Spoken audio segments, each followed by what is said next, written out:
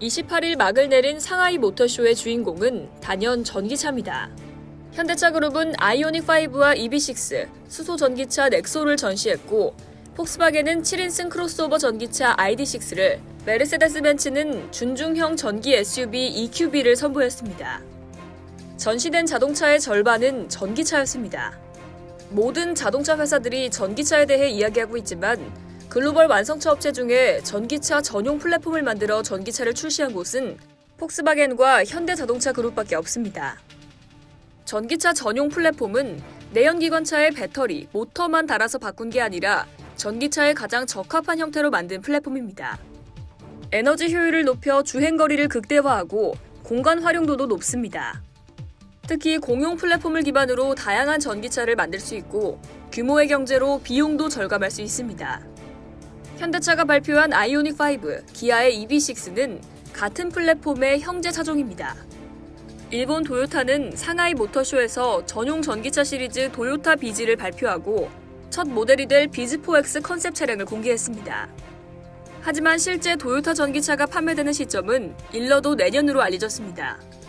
GM도 화려한 전기차 개발 계획을 내놓고 있지만 캐딜락 리릭은 2022년 후반, GMC 허머도 22년 출시를 목표로 하고 있습니다. 폭스바겐과 현대차는 최소 1년 이상 앞선 셈입니다. 상하이 모터쇼에 나란히 출동한 폭스바겐 ID.4와 현대차 아이오닉5는 흥미로운 사실을 공개했습니다. 에너지 효율인데요. 에너지 효율은 1kg을 100km 이동하는데 얼마나 많은 배터리가 필요한지로 구합니다.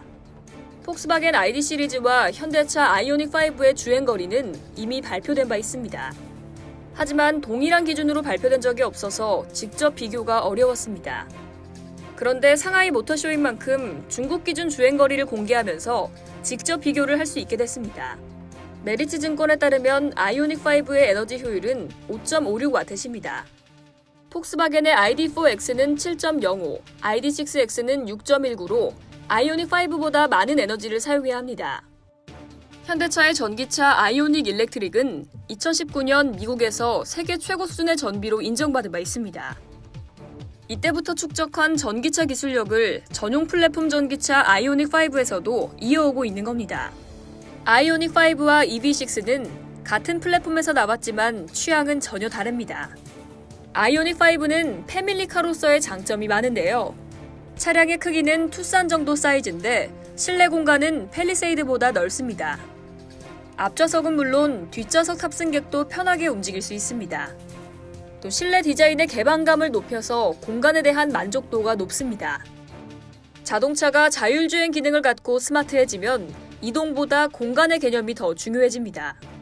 아이오닉5는 내연기관차 이후의 변화를 염두에 두고 스마트 모빌리티가 추구해야 할 공간을 잘 묘사하고 있습니다. EV6는 아이오닉5보다 좀 더 다이내믹한 취향에 초점을 맞췄습니다. 아이오닉5가 지금까지 자동차와는 다른 디자인을 선보였다면 EV6는 고성능 자동차 컨셉을 채택했습니다.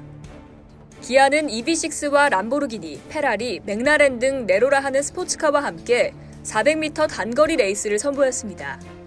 제로백 3.5초를 자랑하는 EV6 GT는 첫 출발이 가장 빨랐고 결승선은 맥라렌 570S에 이어 2위로 통과했습니다. 테슬라가 주도하는 전기차 시장에 폭스바겐과 현대차 그룹은 도전장을 내밀었습니다. 테슬라는 고성능 반도체 기반의 반자율주행 기능, 이전과는 다른 사용자 경험을 자랑하고 있습니다.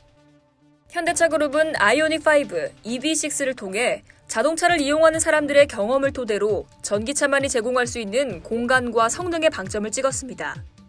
초기 반응은 나쁘지 않습니다. 아이오닉5의 국내 사전 계약 물량은 4만 대를 넘어섰고 EV6도 사전 계약 물량이 3만 대에 육박했습니다. 테슬라는 올해 1분기에 18만 4,800대를 출고해 전년보다 50%가 늘었습니다. 한국과 독일, 미국의 전기차가 전 세계 시장에서 소비자들을 행복한 고민에 빠지게 하고 있습니다. 이상 여의도TV였습니다.